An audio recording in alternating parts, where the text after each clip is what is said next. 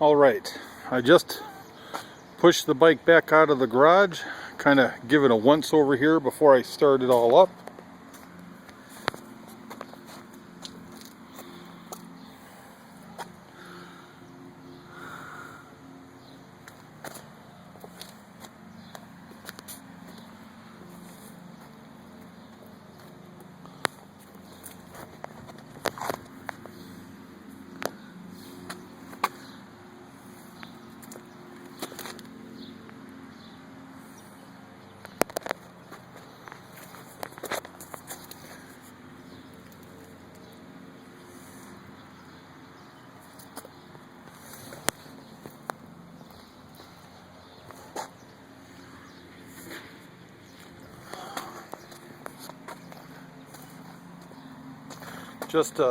Just so that you can see, this is the side cover that has the broken tab.